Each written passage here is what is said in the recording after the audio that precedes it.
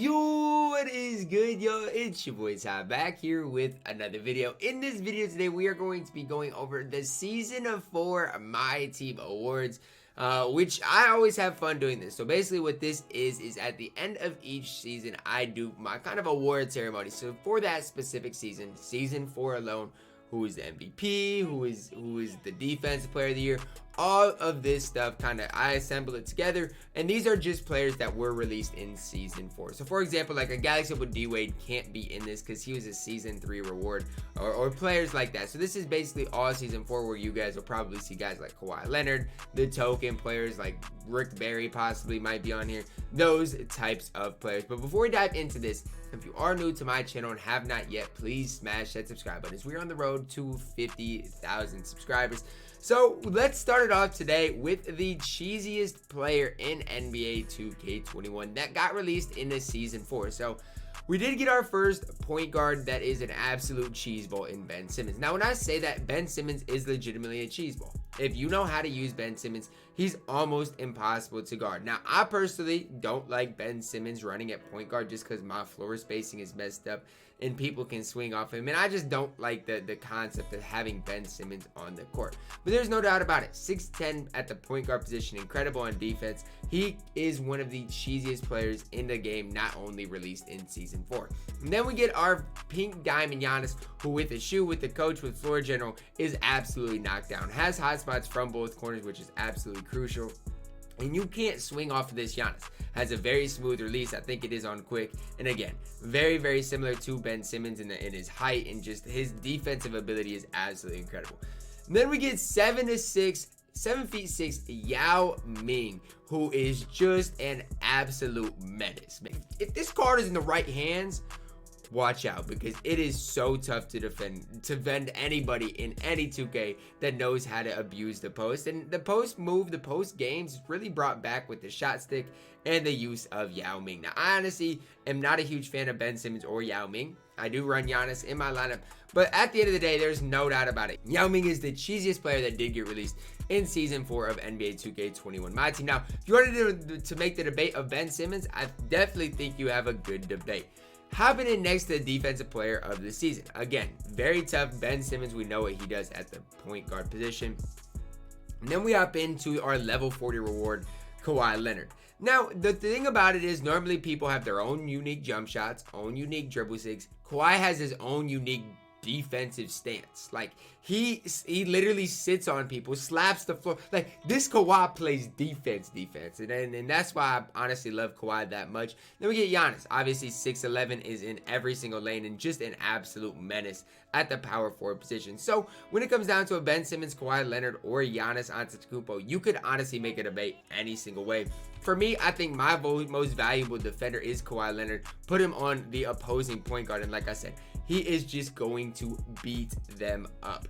Hopping into the most overrated card that got released in Season 4, starting with Pink Diamond Danny Granger. Here's the thing about Danny Granger. When this card came out, a lot of the reason I'm saying he's overrated is because DBG was so high on this card. And I'm not going to sit here and lie. Danny Granger's good. He's good. But he's not as elite as people made him out to be when he was first released. Like, people made him out to, yes, for his time, he was a top 2 or 3 shooting guard. But when you compare him to even a Jimmy Butler, I don't even think there's a comparison because of how much better Jimmy Butler is on the defensive end than Danny Granger. Then we hop into DeMarcus Cousins. Another card that got released, everybody's like, oh my gosh, imagine grinding for Blake, imagine doing all this stuff. When at the time, I still liked Blake more than DeMarcus Cousins. DeMarcus Cousins wasn't really game changing in my opinion. There's a couple of comp players that might still run him, but I'm not one of them. Just another card that's just there. And then Russell Westbrook. We all know my feelings on Russell Westbrook. I told you guys to get the Hall of Fame badge over Russ. Now we got Smush Parker for 15K, who is way better than Russell Westbrook. And I don't think anybody's going to debate me on that. So when we're talking about the most overrated, I think it's Russell Westbrook. Everybody hated on me so badly for saying not to get Russ, and here we are. I have him on my no money spent squad, so I can't say too much because he's been balling. But at the end of the day, it's hard to say Russell Westbrook is not the most overrated player in Season 4 of MyTEAM. The most underrated player. Now, I honestly don't even think this is a contest. I really don't. Starting with Mo Bamba. You guys know my feelings on Mo Bamba. I personally believe I am better with Mo Bamba than Dino Raja. If you guys are good with Dino, do your thing. It's all about what cards you personally are good with and you personally like. But Mo Bamba is not talked about as enough. His wingspan, his height, his speed. He has the ability to knock down 3 balls. Yes, he doesn't get the Showtime dunks like Sean Kemp does, but he affects the game so much, and he's so impactful on the defensive end. Next, we do get Pink Diamond Oscar, a card that goes for like, what, 40, 50, 60K? I don't know, somewhere in there. I haven't looked today.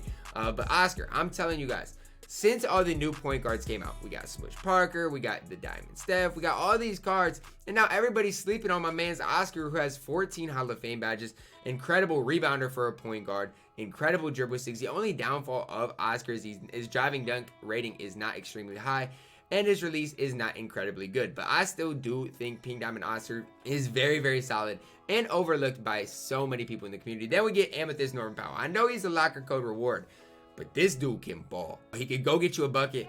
His release is absolutely knocked down. I get it. I think he's only 6'4", which does hurt his value a little bit, but he is absolutely incredible. When it comes to the most underrated player in the game, it was never a contest for me. Personally, Mo Bamba is by far and away the most underrated player in NBA 2K21 in Season 4 particularly.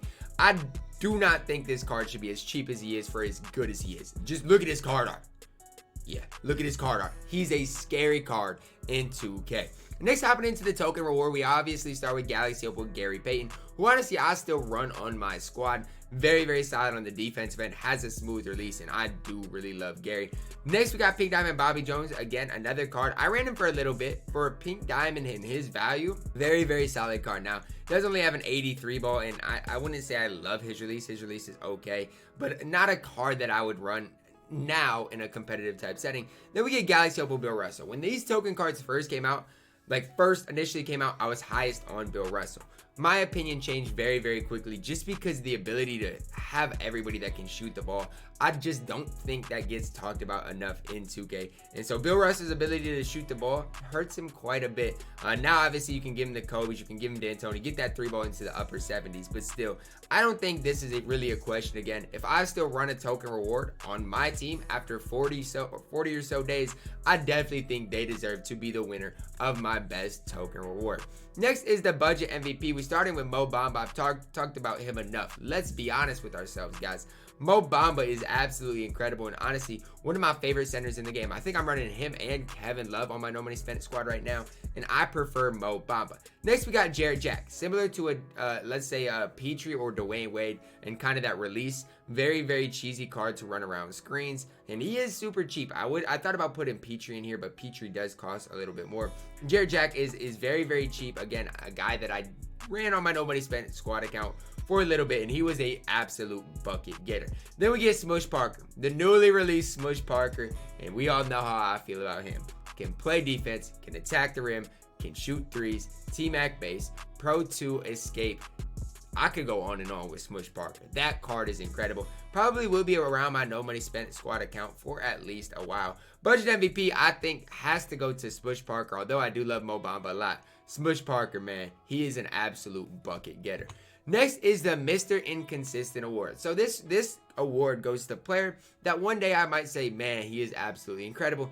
And the next day I say, get this bum off my team. He's a certified scrub. The dude can't play. So it just depends on the day. Starting with Hakeem Olajuwon. Really with Hakeem, the biggest thing for me is his release. If I can green with Hakeem and get his release off consistently, then you can make an argument he's better than AD. But on the flip side of it, some days I can't green with him. Some days he's an absolute liability on the offensive end. And if that's the case, AD is way better than Hakeem Olajuwon. Next, we do got Carmelo Anthony. So when this card first came out defensively, I was like, yo, this card's going to play for me. And then I started using his release, and in my gameplay, I greened everything. So I was like, this card's coming home to my squad. He's absolutely incredible.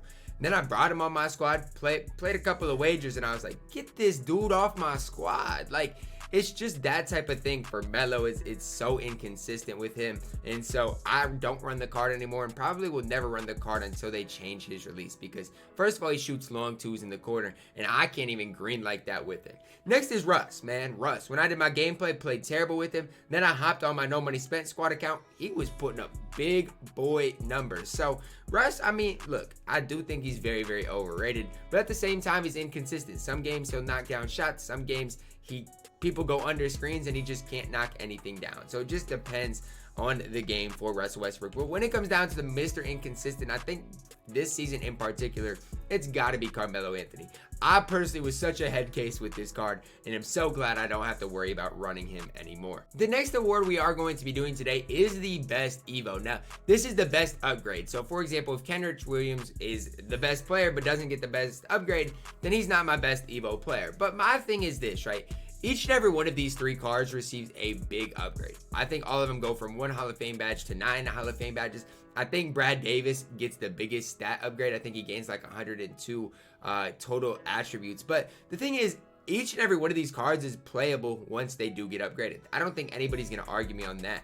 Every one of these cards is usable in some sort of a setting. Starting with Kenrich Williams, I think he gets Hall of Fame clamps with his upgrade to 9 Hall of Fame badges. Just a very, very serviceable and good card to run. I haven't evoed him on my No Money Spent squad account. Maybe that's something I should do, because 9 Hall of Fame badges isn't something to laugh at. That's actually incredible for a card that evos to a diamond. Next, Brad Davis. Like I said, the attributes are nice. He also gets upgrades from 1 Hall of Fame badge to 9 Hall of Fame badges. He's just a good all-around point guard, honestly. Like, as far as Evo players are concerned, if you are running him on your No Money Spent squad account, I think you're getting a pretty good point guard. And then we get Wally World. It's really Wally's world when it comes to the best Evo, man. If you look at the badges that they get upgraded, Wally gets Hall of Fame range. He gets, look.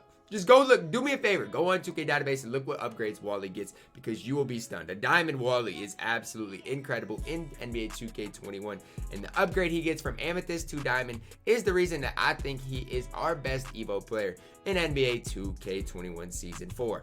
Next is our auctionable MVP. So out of each and every one of the auctionable cards obtainable, who is the best player, the most valuable player? So for 250K, who is the most valuable player? If I couldn't play, or if I was without one of these cards, which card would hurt me the most? So starting with Anthony Davis, the best center in the game. I don't think it's a debate. Pick and pop beast. Very, very good on the defensive end. He is 6'10", but he plays a lot longer than that. I'm in love with this AD card. Next, we do get Pink Diamond Giannis Antetokounmpo. My Giannis is souped with 25 Hall of Fame badges. He includes Hall of Fame catch and shoot. He has the green Kobe Grinches, which are just absolutely lethal from the three-point line. Like I said, a Giannis with the 84 3-ball plus floor general plus dimer. You're not going to miss with the card. Then we do get Galaxy Opal LeBron James. Now, the thing is, on next gen, he might be my auctionable MVP, but on current gen, he still does not have a great release.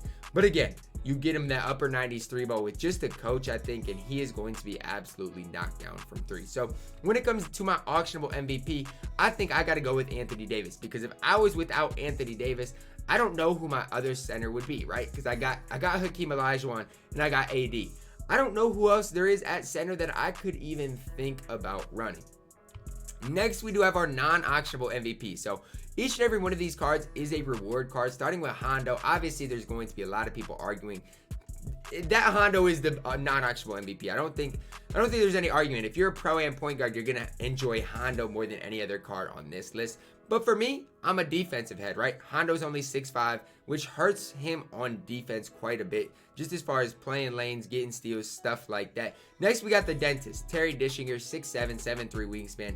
No doubt about it. I think Splash finally got him after 2,300 games. Just played a ridiculous amount of games for the Dentist. Hall of Fame range. He does a lot of things well on the court. Then we do get Kawhi Leonard, Hall of Fame range, Hall of Fame steady, which I don't know how I feel about that. Hall of Fame clamps, and on the defensive end is absolutely incredible. You can legitimately make a debate for any 3 of these cards. Hondo for the offensive heads, dribble heads, Terry for the all-around heads, and Kawhi for the defensive minded players. But for me, it's no debate. Kawhi Leonard is the best defensive player in the game, and honestly, the non-auctionable MVP as well. Looking at our all-Ruby team here, we do have Isaac Bonga at the starting point guard position. I don't really think there's much debate here. As far as Rubies are concerned, it's tough to find a better point guard than Bonga. Tony Rowan, a card that's overlooked now because of how many guys and point guards we do have. Still, absolutely incredible. The only downside to Tony Rowan is his 3-ball. But if you find that mid-range area with Rowan, with his release, he's just absolutely deadly. Kobe at the small forward position. Normally I'd run him at the shooting guard position, but I needed to include Tony Rowan. Moving him to the small forward position again, a guy that plays better than his Ruby tier value. Ersan Ilyasova. Now here's a guy that I wanted to include in this all Ruby team because I feel like he deserves it because he is a knockdown shooter. Now there is one guy who evos to an Ami that's going to be on the all Ami team, and I didn't want to include him on the Ruby and Ami team both. So that's why Ersan Ilyasova is included in our all Ruby team. And at the leader, the man with the plan, Mo Bamba, our starting center on the all Ruby team. No debate here at all. No center compares at the Ruby tier to Mo Bamba. Next is our all Amethyst team. We got 2 evos. We got 3 evos that are Rubies that turn into Amethyst. Starting with Smush Parker here. Again, imagine me not putting Smush Parker at the head of this Amethyst team. Trey Burke base, pro to escape, incredible at attack in the rim, incredible knockdown shooter, good on the defensive end. And I like the fact that he can play alongside JayCanada, both incredible playmakers, because if you look at the rest of the squad, we don't have that much playmaking ability. So those guys are going to really lead the way as far as playmaking. Then we got Kyle Anderson, a very versatile scorer, but the best thing I like about Kyle Anderson is his ability to play defense. I know he's got the Brook Lopez base, but his ability to play defense is absolutely incredible. Scalabrini, a card that, I mean, on the offensive end is ridiculous. I love his release.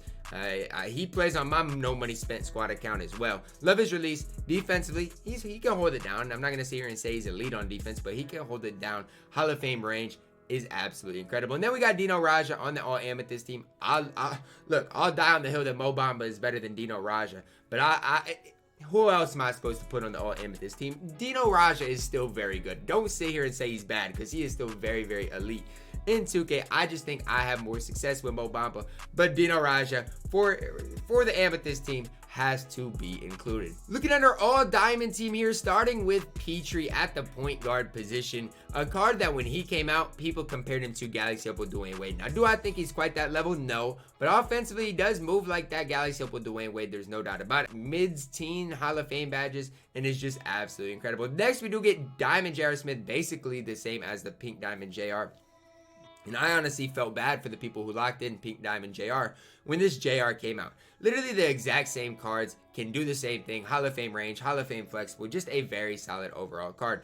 Next is a card we got on the first day of this season, Rudy Fernandez. A card who I ran in competitive settings for quite a while. Hall of Fame Showtime, gold range, very solid on the defensive end. The only thing I will say is on the defensive end, he's not that next tier up, right? So when you compare him to, let's say, a Pink Diamond Grant Hill, Rudy's just not quite that next tier up. Next, we do get Diamond Chris Boucher here at the power forward position.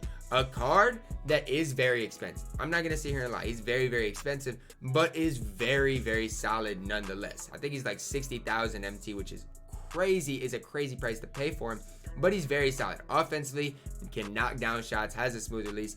Defensively, very long player model. I'm a big fan of Chris Boucher. Now, the last card is I'm not even going to try to pronounce his last name because it's a hard pronunciation. But Yi. You look at him, and the big thing is, on next gen, I think he is going to be even better. Now, I haven't really done a gameplay of him, so it's all just hearsay, right? But DBG's high on the card, and normally DBG's right when it comes to stuff like this. So he is rounding out my all diamond team. Next, we hop into the all pink diamond team headed by the best point guard in NBA 2K21 at this current day in pink diamond, Lonzo Ball. 21 base Hall of Fame badges, comes with, I think he comes with range. If not, you can apply it to him. Look, all I'm going to sit here and say about Lonzo, has a pretty good player model, pretty good player build, 6'6", can handle the ball, pretty smooth release. If they would have changed his release, it wouldn't have mattered, but he does have a smooth release. Lonzo's incredible. Then we got Jack Terry, the duo at the shooting guard and small forward positions. How can I not include both of them? Both of them right now are on the verge of playing in the 250K tournament. I think they both have to be included in this squad. Obviously, Jack is from Triple Threat Online. Terry is from Triple Threat Offline. I think Terry has a slight edge over Jack because of the Hall of Fame Showtime, but I much prefer Jack's release. Power forward position, Mr. Inconsistent himself, Carmelo Anthony. Because of what he can give me on the defensive end, I couldn't not include the card. That's basically all there is to say. It came down to, do I prefer Melo or do I prefer any of the pink diamond centers? And outside of Giannis, I do not like any other pink diamond centers that we got in this season. So I am moving Giannis to the center position on my all pink diamond team. We're playing a little small ball. Everybody can shoot with this squad. But hey, if this squad was out there at 250K, the only card I wouldn't be comfortable really with is pink diamond Carmelo Anthony. Our all Opal team here is headlined by Opal Jeremy Lin. Now, a card who I honestly haven't used that much, right? I haven't used Jeremy Lin, but he's a card, if he gets one key badge for me, he might run in the 250K tournament. Hall of Fame range, especially on next gen, is absolutely incredible. Comes with a decent enough release. I wouldn't say it's a quicker release, but it is pretty knocked down. Then we got Galaxy Opal Tracy McGrady. And I know a lot of people aren't as high on this card as I am because the Hondos of the world, because the Clays of the world. People are sleeping on this Tracy McGrady like he's still not the top shooting guard in the game. Then we got Kawhi Leonard running, and T-Mac and Kawhi are probably going to be running in my starting lineup in 250K in those exact positions. So how could I not include them on my all Opal team? LeBron, obviously, probably going to be my backup power forward in the 250K tournament. If we get another shoot power forward, might have to move him to the small forward position, but a versatile player, great defensive player. In my opinion, one of the best defensive pure players in NBA 2K21. Then we got AD at the center position. Came down to him and Hakeem. I just think right now Anthony Davis has the slight edge. But that is going to wrap it up for our awards ceremony for Season 4 of NBA 2K21 MyTEAM. Comment your thoughts down below. Who did you agree with? Who do you disagree with? Let me know who did I miss out on, because I'm sure while putting this slideshow together, I missed out on at least one or two players in one slider or another. But I hope you guys did enjoy it. Drop a like on the video. Subscribe if you are new. And as always, man, I love you guys and have a blessed day.